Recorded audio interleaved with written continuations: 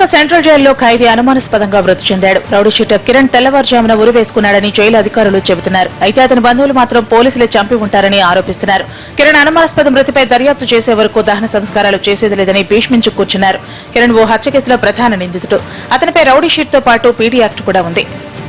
Hyderabad Dundigal police station పరిధిలోని సూరారం కాలనీలో దోపిడీ దొంగలు బీభత్సం సృష్టించారు. తెల్లవారుజామున 3 గంటలకు ఓ ప్లాస్టిక్ దుకాణంలోకి ప్రవేశించిన దుండగులు అక్కడే నిద్రిస్తున్న సత్యనారాయణను చితకబాదారు.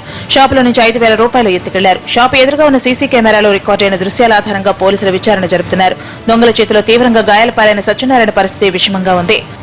హైదరాబాద్ చైతన్యపురిలో అర్ధరాత్రి ఓ ఇంట్లో చోరీ జరిగింది. తలుపులు బద్దలు కొట్టి ఇంట్లోకి వచ్చిన దొంగలు 75,000 రూపాయలతో పరారయ్యారు.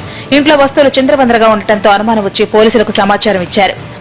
కర్నూలు జిల్లా మంత్రాలయంలో ఓ జిరాక్స్ షాపులో 3 లక్షల రూపాయల నగదు, 3 సెల్ ఫోన్లు చోరీ అయ్యాయి. పైకప్పు రేకును తొలగించి షాపులోకి చొరబడ్డారు దొంగలు. క్యాష్ బాక్స్ లో ఉన్న డబ్బులతో పారిపోయారు. కరీంనగర్ జిల్లా దుర్సేడ్లో సహకార సొసైటీ బ్యాంకులో దొంగతనానికి విఫలయత్నం జరిగింది. అర్ధరాత్రి ముసుగు ధరించి తాళాలు పగలగొట్టి బ్యాంకులోకి చొరబడ్డ దొంగ లాకర్లను ఓపెన్ చేసేందుకు తీవ్రంగా ప్రయత్నించాడు. లాకర్లు తెరుచుకోకపోవడంతో వెనుతిరిగాడు. ₹1 కోటి విలువైన బంగారు ఆభరణాలు లాకర్లో ఉన్నాయి. బ్యాంకు సిబ్బంది ఫిర్యాదుతో పోలీసులు కేసు నమోదు చేశారు. మహబూబ్నగర్ జిల్లా షాద్నగర్ లో రైల్వే ట్రాక్ పై ఓ బాలుడు ఆత్మహత్య చేసుకోవడం కలకలం రేపింది. 10వ తరగతి విద్యార్థి షేక్ ముజాహిద్ గా గుర్తించారు పోలీసులు. విజయనగరంలో విషాదం చోటు చేసుకుంది. కొంతకాలంగా అనారోగ్యంతో బాధపడుతున్న దంపతులు విషం తీసుకుని ఆత్మహత్యయత్నానికి పాల్పడ్డారు. వారిలో భర్త గణేష్ మృతి చెందగా భార్య శివనాగేశ్వరి పరిస్థితి విషమంగా ఉంది. ఆమెను మెరుగైన చికిత్స కోసం విశాఖ కేజీహెచ్ కు తరలించారు. వరంగల్ జిల్లాలో రైల్వే ప్రయాణికుల ఆభరణాలు ఎత్తుకెళ్లారు దుండగులు. గోల్కొండ ఎక్స్ప్రెస్ లో అనిత వరంగల్ నుంచి మహబూబాబాద్ కు వచ్చింది.